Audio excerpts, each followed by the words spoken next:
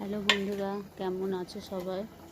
আজকে তোমাদেরকে করে দেখাবো মোরলা মাছের পাতুরি। মোরলা মাছটা ভালো করে ধুয়ে নিয়েছি, ভালো করে বেছে নিয়ে জল ঝরাতে দিয়েছিলাম। আর লাউ পাতাগুলো ভালো করে ধুয়ে জলটা শুকিয়ে নিয়েছি। মোরলা মাছের মধ্যে নুন হলুদ দিলাম,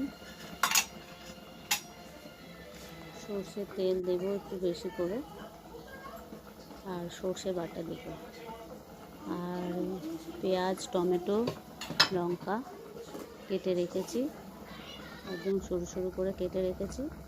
ওগুলো ওর সাথে ভালো করে মাখিয়ে নেব। মোরলা মাছগুলো খুব ভালো ছিল, মাখিয়ে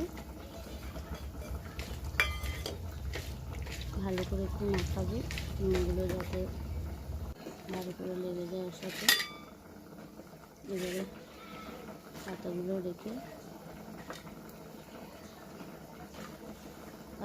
ভালো করে রেখে দেবো, কারণ খুব লাউ পাতা তো খুব নরম হয়, তাই দুটো পাতার সাথে মিলাবো, কারণ যদি ফেটে যায় তাহলে বেরিয়ে যাতে না যায় সেজন্য।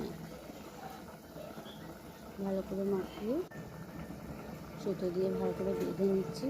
এদিকে তাওয়াটা গরম হতে দিয়েছি, তাওয়াটা গরম হয়ে গেলে ওর মধ্যে একটু তেল দিয়ে দেবো, সামান্য একটু তেল ব্রাশ করে নেব।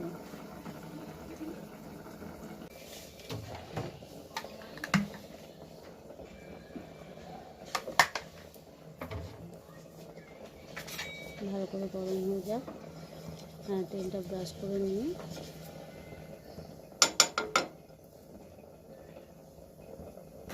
পুরো জিনিসটা দিয়ে ঢাকা দিয়ে দেবো।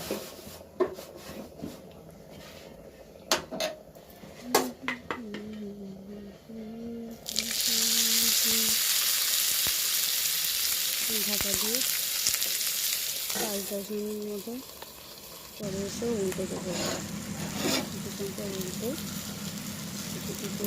দেবো, যাতে উপরের দিকটা এবার ভালো করে হয়। লাউ পাতার খুব সুন্দর গন্ধ বেরোয়। পরে আবার উল্টে দিয়ে আবার 5-10 মিনিট পরে আবার দেখবো। মোরলা মাছ খুব নরম, তো বেশিক্ষণ হতে সময় লাগে না। পাতাগুলো খুবই নরম হয়ে গেছে, তুলতে একটু অসুবিধাও হচ্ছে। একটু ঠান্ডা করে